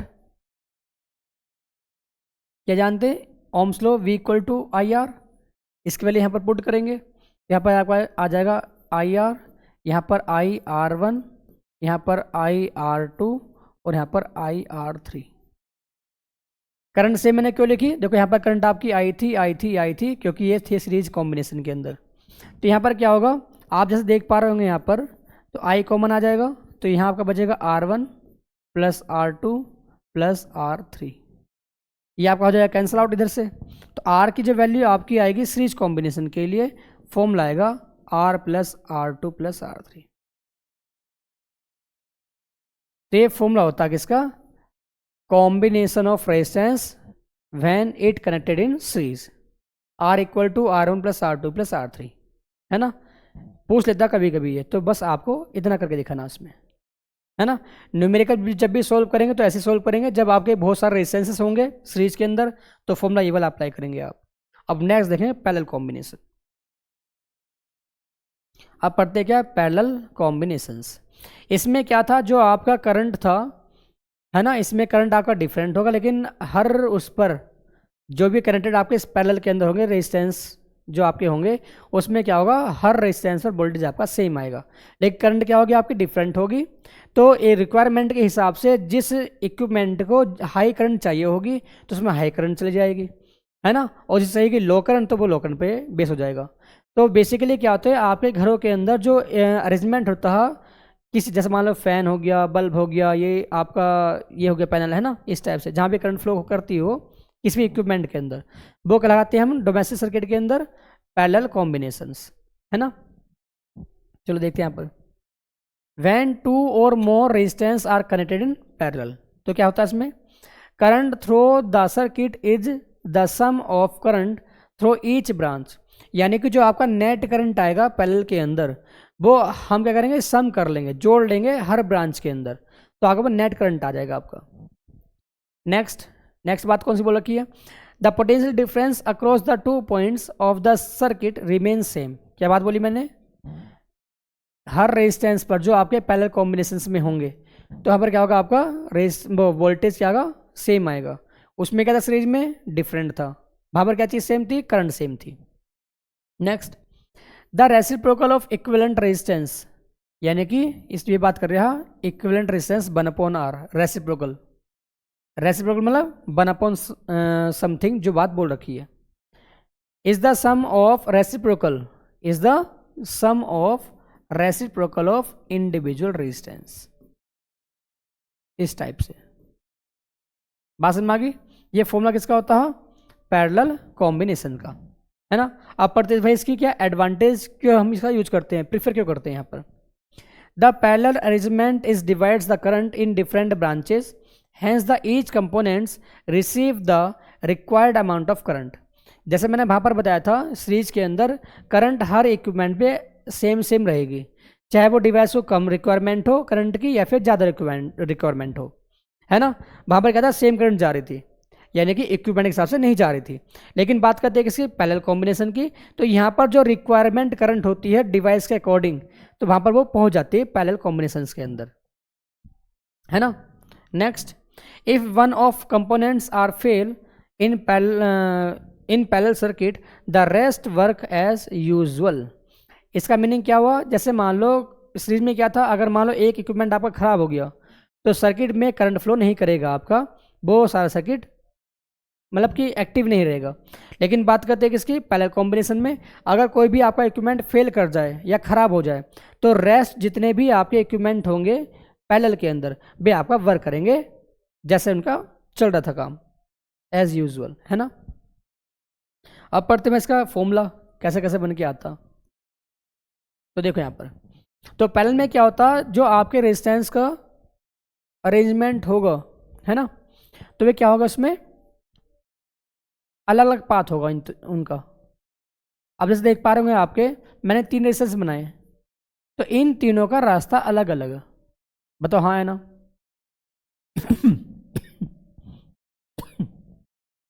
अब यहाँ पर क्या होगा, मैंने इन तीनों को मैंने एक बैंड से यहाँ पर कनेक्ट कर दिया, तो मान लो यहाँ से पास करंट गई आई करंट, तो मैंने क्या होता है यहाँ पर करंट आपकी क्या होती है, डिफरेंट होती है हर ब्रांच में। मैंने बोल दिया R1 रेजिस्टेंस, ये आपका R2, ये आपका R3, तो आई करंट जिससे गई होगी यहाँ पर इस जंक्शन पर, है ना, तो करंट क्या होती है, डिवाइड हो जाएगी अलग अलग ब्रांच में।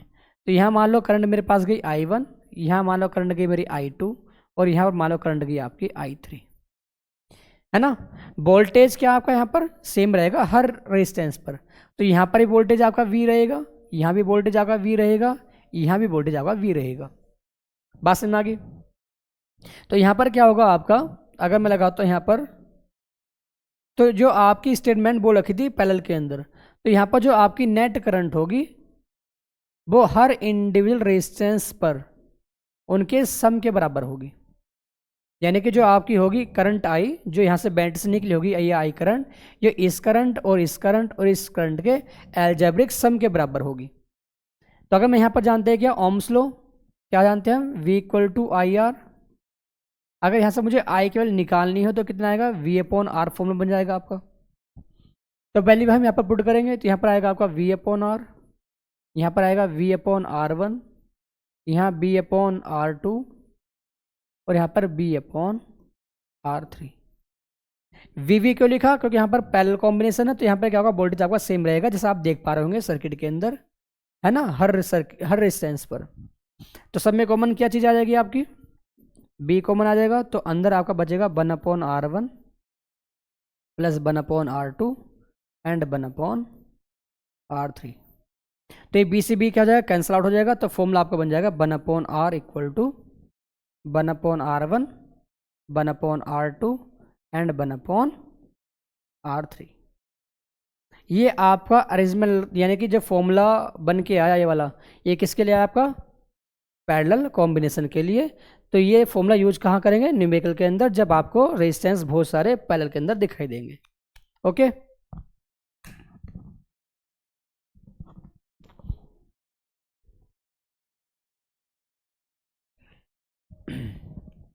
नेक्स्ट आपका,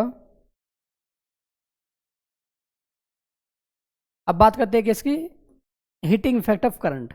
तो जैसे मैंने आपको फर्स्ट स्लाइड के अंदर बताया था, जहाँ भी आपका करंट फ्लो होता है ना, तो वहाँ पर कुछ अमाउंट ऑफ हीट आपकी प्रोड्यूस होती है।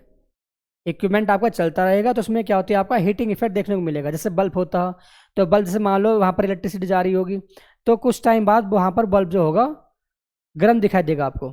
ये क्या होता है, ध्यान सुनना यहाँ पर। तो हम इसे क्या बोलते हैं, हीटिंग इफेक्ट, किस द्वारा, करंट के द्वारा। तो टॉपिक का नाम क्या पर हीटिंग इफेक्ट ऑफ करंट। या फिर आपको यहाँ पर देखने मिलेगा, यहाँ पर आ जाएगा question joules law of heating के नाम से। किसके नाम से, जूल्स ऑफ हीटिंग के नाम से। देखो यहाँ पर, देखो क्या बोला यहाँ पर, when A voltage source like a battery generate current of in a circuit, यानी कि जब आपकी कोई बैटरी कनेक्ट हो और वो जनरेट कर रही हो आपकी करंट सर्किट के अंदर, तो most of energy is used up in maintaining the current inside the circuit. यानी कि उसमें क्या होता है, जैसे करंट मेरी इनसाइड गई किसी भी सर्किट के अंदर, तो वहाँ पर कहता है मोस्ट यूज जो आपका होगा एनर्जी, वो हीट की फॉर्म में निकल जाएगी आपकी। However A portion of energy is dissipated in the form of heat. क्या होगा वहाँ पर, आपकी जो एनर्जी आपकी होगी वो हीट की फॉर्म में निकल जाएगी वहाँ पर। In circuit containing only battery and resistance the entire energy is dissipated in form of heat, this heating effect of current. यानी किसी भी इक्विपमेंट के अंदर अगर मान लो कि आपकी करंट फ्लो कर रही है, तो उस करंट फ्लो होने के कुछ टाइम बाद वहाँ पर क्या होगा, आपको कुछ अमाउंट ऑफ एनर्जी जो आपको हीट की फॉर्म में दिखाई देगी, तो उसे बोलते हैं हम heating effect of current. Okay, यहाँ पर this is known as Joule's law of heating, इसी को बोलते हैं जूल्स लॉ ऑफ हीटिंग, है ना, पढ़ते हैं इसको। अगर मैं फिजिक्स के फॉर्म में बोलूँ कि भाई हीटिंग इफेक्ट कैसे कैसे होता है, ये किसी पर डिपेंड करता, तो ये बात बोलेगी थी यहाँ पर, जूल्स लॉ ऑफ हीटिंग ने बोली थी। क्या बोला था यहाँ पर, it state that heat produced in a circuit is directly proportional to the, किसके प्रोपोर्शनल, ध्यान सुनना, हीटिंग इफेक्ट मतलब हम दिखाई देंगे एच से, ये किस पे होगी, स्क्वायर करंट ऑफ फ्लोइंग, यानी जो करंट फ्लो हो रही होगी सर्किट में अंदर उसके स्क्वायर। देखो बोला था यहाँ पर डायरेक्टली प्रोपोर्शनल, तो दैट मीन्स जो आपकी हीट होगी, जो हीट का आप फॉर्मूला बनाओगे वो हमेशा ऊपर ऊपर रखेंगे सारी चीज़ें, जितनी बात बोलेगा यहाँ पर। तो यहाँ पर क्या बोला गया, डायरेक्टली प्रोपोर्शनल, दैट मीन्स ऊपर रहेंगी सारी बातें। स्क्वायर ऑफ करंट यानी कि आई का स्क्वायर, रेजिस्टेंस फॉर करंट यानी कि रेजिस्टेंस आर आ गया यहाँ पर, and time which current is flow, यानी कितने टाइम तक फ्लो हुई, दैट मीन्स टी। तो ये फॉर्मूला आपका आता है हीटिंग इफेक्ट का, H=I²RT। बात समझ में आ गई। जो आपकी हीट होगी वो डायरेक्टली प्रोपोर्शनल किससे होगी, करंट के स्क्वायर के, रेजिस्टेंस के एंड टाइम, इन तीनों के डिपेंड करेगी, है ना, ये वाली। अब क्या होती है इसकी डिसएडवांटेज ऑफ हीटिंग इफेक्ट, एक आप तो loss of energy in the unwanted heat, यानी कि जो हीट की मुझे रिक्वायरमेंट नहीं है, जैसे मान लो ये बल्ब, यहाँ से मान लो हीट निकल रही होगी, तो इससे कोई यूज थोड़ी हो रहा है इस हीट का, तो एनर्जी फॉर्म से निकल रही है, तो एक तो ये लॉस हो गया ये वाला। Next, wear and tear of components, जैसे मान लो आपने देखा होगा जो मोटर होती है इलेक्ट्रिसिटी चलने वाली, तो उसमें साउंड प्रोड्यूस होती है, कोई सा यूज थोड़ी हो रही है, तो यहाँ पर क्या होगा, ये कुछ लॉसेस होते हैं इसके हीटिंग इफेक्ट के, है ना, डिसएडवांटेज। नेक्स्ट, अब बात करते हैं एप्लीकेशंस। तो जो हीटिंग इफेक्ट की जो कुछ एप्लीकेशंस है यूज में आती है वाली हीटिंग इफेक्ट क्या हो, अगर होगा तो ठीक रहेगा हमारे लिए। कौन कौन से देखो, application based on the joules law of heating electric iron, जैसे आप देखोगे इलेक्ट्रिक हीटर जो होते हैं आपके, जो सर्दी में यूज करते हैं उनका यूज कर लेते हैं हम। इलेक्ट्रिक टोस्टर, पानी गर्म करने वाले जो होते हैं, एंड इलेक्ट्रिक हीटर, है ना, ओवन, ऐसे वाले। तो ये होती है इसकी एप्लीकेशंस। सेकेंड एप्लीकेशन क्या आपका, heating effect produce the light in A bulb. अगर मान लो हीटिंग इफेक्ट ना होता तो ये हमारा जो बल्ब है ना ये ग्लो नहीं कर पाते, है ना। तो जो आप देखते होंगे बल्ब के अंदर एक होता है वायर, जिसे वो बना होता है टंगस्टन का, किसका होता है, टंगस्टन या फिर कुछ अलॉय होते हैं आपके। उसके अंदर क्या होता है, बल्ब के अंदर हमारे पास नाइट्रोजन या हीलियम टाइप की क्या होती हैं, गैसेस होती हैं जो उसके इंसुलेशन को बनाए रखती हैं वायर के। तो वहाँ पर क्या होता है, इसका जो आप देखते हो टंगस्टन की यूज क्यों करते हैं यहाँ पर, दूसरा वायर यूज क्यों नहीं करते, क्योंकि हम जानते हैं यहाँ पर टंगस्टन का मेल्टिंग पॉइंट हाई होता, क्या होता है, हाई। तो वहाँ पर क्या होगा, करंट जैसे आएगी तो वो क्या होगा, जल्दी से पिघलेगा नहीं, है नहीं, ब्रेक नहीं होगा आपका। तो ये बातें पढ़ लेना, इसके बारे में बातें यही बोल रखी है इसमें। Next, joules law heating is also use for fuse, क्या यूज करते हैं, फ्यूज के अंदर यूज करते हैं। तो जैसे मान लो फ्यूज का काम करता है आपके पास, कोई भी इलेक्ट्रिक जो एप्लियंस है आपकी, फ्रिज हो या फिर एसी हो या फिर इन्वर्टर हो, कुछ भी चीज़ हो, है ना, उसमें क्या लगाते हैं, फ्यूज लगाते हैं। क्यों लगाते हैं, ताकि हमारी सर्किट करे, सेफ्टी करे, क्या करे, एप्लीकेशन की सेफ्टी। अब देखो कैसे करता है, जैसे मान लो आपके पास ही वायर है, ये मान लो आपके पास फ्यूज है, क्या ये फ्यूज, यहाँ पर लगा होता है एक वायर, क्या होता है, एक वायर। तो जैसे मान लो मेरे पास कहीं से ये मैंने लगा दिया इधर की तरफ, ये मान लो मेरी मेन सप्लाई में लगाते हैं, कहाँ लगाते हैं, जहाँ से मेरे पास मेन सप्लाई एंटर करती है सर्किट के अंदर, एप्लीकेशन के अंदर। मान लो यहाँ मैंने रखा यहाँ पर इन्वर्टर, क्या आपका ये इन्वर्टर, ये मेन सप्लाई से मैंने जैसे यहाँ पर कनेक्ट किया, किसे क्या, मेन सप्लाई से, किसे, मेन सप्लाई मेरे मान लो यहाँ पर चली गई। अब मान लो इसमें क्या आ गया, मेरा करंट हाई आ गया, क्या आ गया, करंट हाई, जो कि इस इन्वर्टर के लिए सेफ नहीं है। तो पहले करंट कहाँ जाएगा मेरा, इस जाएगा फ्यूज के अंदर, क्या जाएगा, फ्यूज के अंदर हाई करंट मेरा। तो हाई करंट जाने के पास क्या होता है, ये जो वायर होता है ना, ये वाला जिसमें वायर लगाते हैं हम, इसका मेल्टिंग पॉइंट मेरा होता है लो, क्या होता है, मेल्टिंग पॉइंट लो।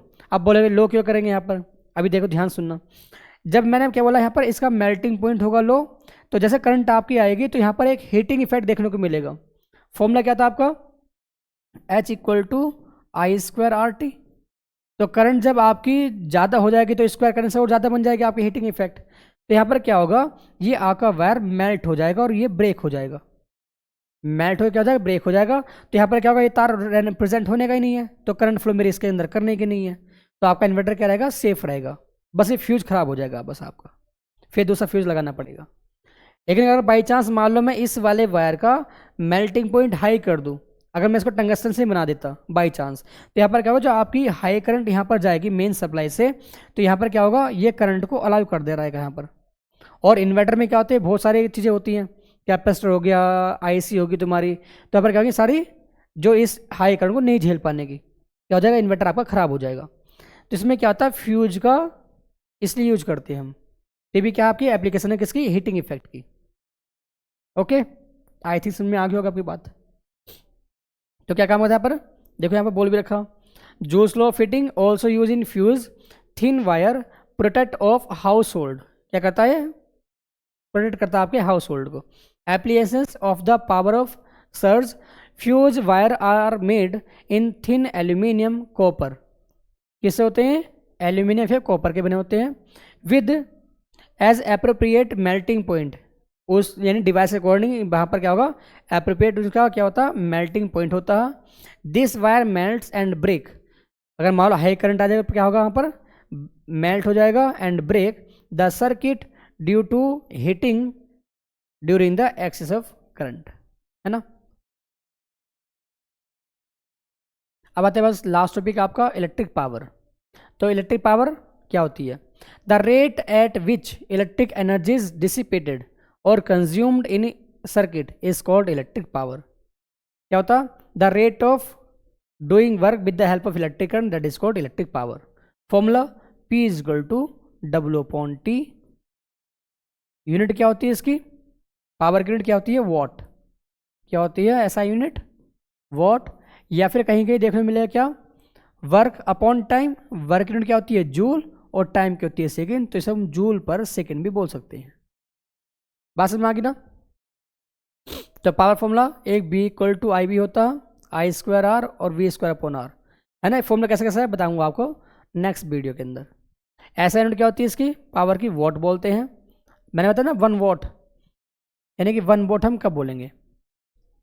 तो यहाँ पर देखते हैं 1 watt power is consumed when 1 ampere of current flow through a device at potential difference of 1 volt. जैसे यहाँ पर आप देख पा रहे होंगे power formula P equal to V I. क्या था formula? P equal to V I. तो मुझे वैल्यू बनानी है पावर की 1 करनी है वैल्यू, तो मुझे वोल्टेज ही 1 बनाना पड़ेगा, 1 वोल्ट, और करंट भी आपकी 1 एम्पियर। तो 1 बन जा तभी बनाएगा आपका, है ना। तो कैसे बोलेंगे 1 वोल्ट? देखो बोला यहाँ पर when 1 ampere of current flow through a device at potential difference 1 volt, यानी कि किसी भी डिवाइस के अंदर अगर मेरा 1 एम्पियर करंट फ्लो हो रहा हो, और वो कब हो रहा हो? जब आपका पोटेंशियल डिफरेंस 1 वोल्ट का हो, तो उस टाइम पर जो आपकी एनर्जी, वो जो पावर होगी उसे हम बोलेंगे 1 watt. Okay, next, electric energy is the amount of work done consumed in a given amount of time. जैसे बात मैंने बोली थी आपको P is equal to W upon T, यानी किसी भी सर्किट के अंदर जो आपकी एनर्जी, जो वर्क डन हो रहा या एनर्जी जब कंज्यूम हो रही है यूनिट टाइम के अंदर, तो उसे क्या बोलते हैं? पावर बोलते हैं, है ना। ये याद रखना, ये वाली value 1 kilowatt hour is equal to 3.6 into 10⁶ joule, यानी कि जो आपकी होती है एनर्जी की यूनिट, याद रखना 1 kWh, इसके लिए कितनी आती है? 3.6 इंटू 10⁶ जूल। जब हम किलोवाट आर को जूल में कन्वर्ट किया करेंगे, जैसे मैंने बोल दिया 5 किलोवाट, 6 किलोवाट, वो किस में है? एक पावर की फॉर्म में दे रखी है। अगर जूल में कन्वर्ट करनी हो तो ये बहुत ही इतनी, है ना। अब देखो ये वैल्यू आती कैसे, ध्यान सुनना। जैसे मैंने यहाँ पे बोला 1 kWh, अब मैं इसको कन्वर्ट करने जा रहा हूँ, है ना। ध्यान सुनना, ये क्या आपका? किलोवाट। तो हम जानते हैं जूल में जब कन्वर्ट करते हैं वो करते हैं ऐसा यूनिट के अंदर। तो यहाँ पर क्या होगा? किलोवाट को हम चेंज करेंगे वॉट के अंदर, तो आते हैं 1000। 1 किलोवाट के अंदर 1000 वॉट, और ये क्या के पास? आर मतलब टाइमिंग, मतलब 1 घंटा। तो हम पहले बनाएंगे यहाँ पर ऐसा यूनिट के अंदर सेकंड के अंदर। तो 1 घंटे में कितने मिनट? 60, और 1 मिनट में कितने सेकंड? 60। अगर मैं इसकी मल्टीप्लाई करता हूँ तो कितना आएगा आपका? 3 6 1 2 3 4 5, इतने जीरोज लगा देंगे। अगर मैं डेसिमल यहाँ लगाना चाहता हूँ 3 के बाद, तो 1 2 3 4 5 6, तो कितने प्लेस चला? 6 प्लेस। याद है आपको, आ जाएगा पावर 6 लग जाएगी आपकी। तो आता है इस टाइप से वाला, है ना। पूछ लेता कभी convert 1 kilowatt into 1 kilowatt into joule, तो आपको बस ये काम करके दिखाना, इतना सा, ये वाला, है ना। बात समझ में आ गई?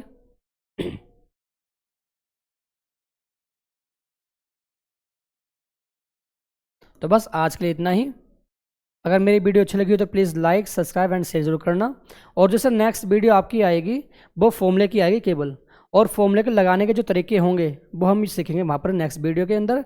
और सर जो नेक्स्ट वीडियो होगी आपकी उसमें आएंगे सारे न्यूमेरिकल्स बेसिक से लेकर एडवांस लेवल तक के, है ना। उससे बाहर क्वेश्चन कोई सा नहीं जाएगा, है ना।